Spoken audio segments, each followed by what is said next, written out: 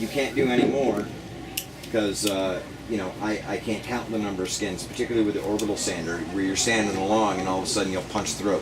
Yeah. And the minute that happens, well, one of two things will happen. It'll punch through, and you might be able to salvage an area somewhere near it. Yeah.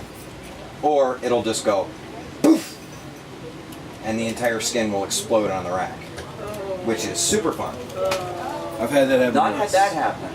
We had everybody in the first Parchment workshop with Vancouver had like five, 6 skins on the rack, so about as many as here, and everyone with the rotary sander. I am in a minute. Whoosh. It was a pop. You guys do it.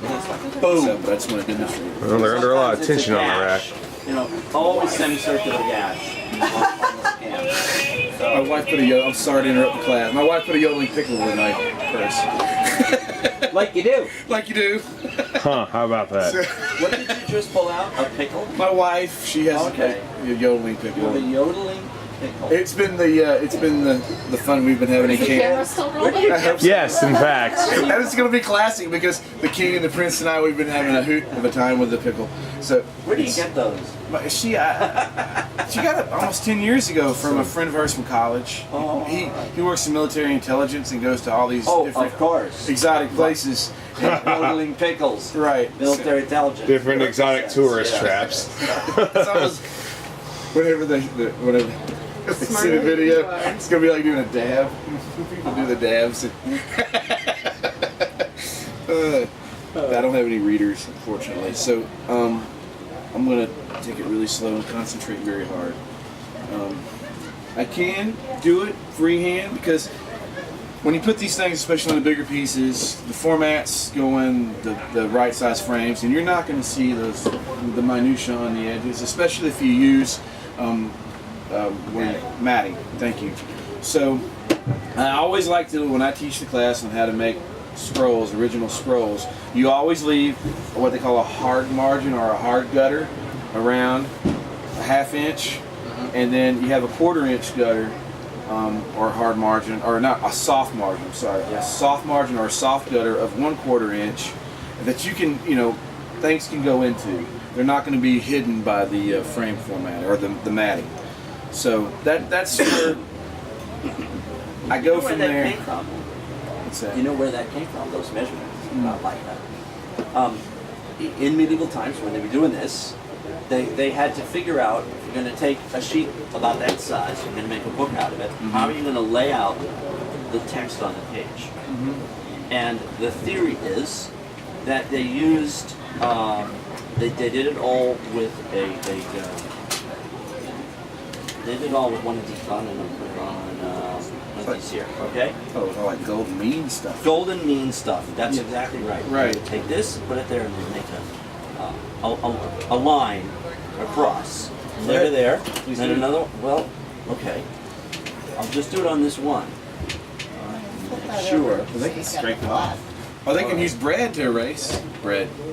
Or penknives. Or pen, yeah. So, and this is how we did it to test out the concept. Right?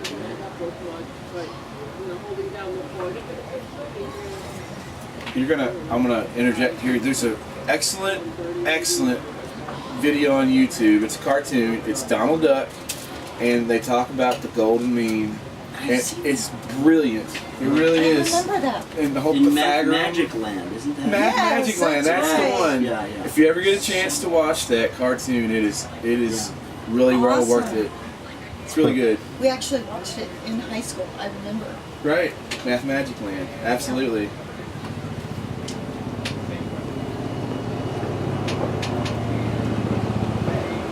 I had a NASA engineer ask me. There, okay, and what you needed to do was find at least a point. Then, from here,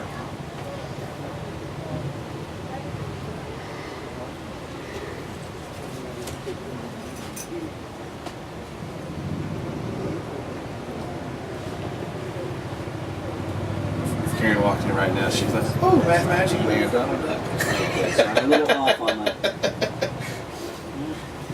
From there to there.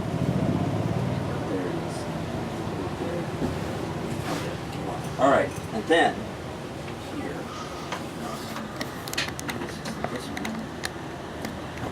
Yeah, it's this one. You're making a Pythagorean star? Is that what you're... And then now, here to the top.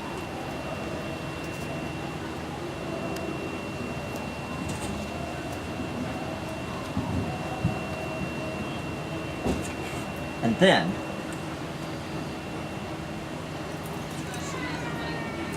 So what is he there's expressing? there's a thing across here, and then the thing over there. Let me just think. This is a universal concept in all the things in design. I mean, this goes to, Right. they teach you this in college, or they should, if they're a good college. They're teaching you these sensitive systems and principles. Because this is why things that must be so. And this, like in the Gottingen model book and places like that. Yes, yes. And you must use this with this because that is what you do. This one. This one. This one is 5. So that's my 5. Just check. Do you want one of these? Well, that would work. Yeah. All right. And then you have the line across the top. And I was trying to get this point, because from this point, and from the one on this side, let's do it this way again.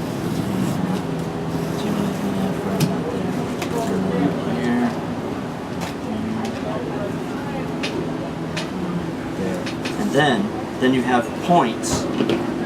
These points, because they're a little higher, these points. These points are the top. This point down is one side. This point across is the bottom. These points line up to make the other side. And then you have this point and this point, and they mark the gutter, and that's the size of your text. So this block in the middle is the size of your text, and this stuff around here is open for your illustrations. And then you try not to put anything down the gutter. And that's the idea. And in fact, if you want, there's your capital letter at the start. And here I've been doing it intuitively. I didn't know that. Me too. But that's how scrolls in the SDA developed. I mean, they're developed from books laid out like this, and we just decided, well, the top is here, and the gutter is there, and the outside margin is there. Because it and feels so, right. You know, some people put the wide margins of equal size to either side, and some people shift it over a little bit so it looks like the gutter is still there on that piece. Is there a website that we might go to that Yes. would teach about that? Is that technically sacred geometry as well? Yeah. Yes, I think exactly. if you went, the fellow who came up with this was a Swiss guy named Tschirke, Tschirke. And if you look him up on Wikipedia, it will go to all kinds of things about how they laid these things out.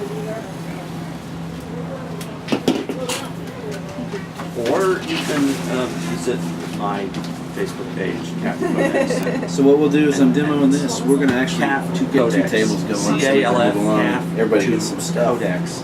And then, you know, I'll show you. Then this is how we did it. And Yeah, clear table off, and we can So actually. use that as you're supposed to stand after you cut it. Just let Yeah, it I want yes. We'll listen to after. It's way tougher than you think it is. Oh, absolutely.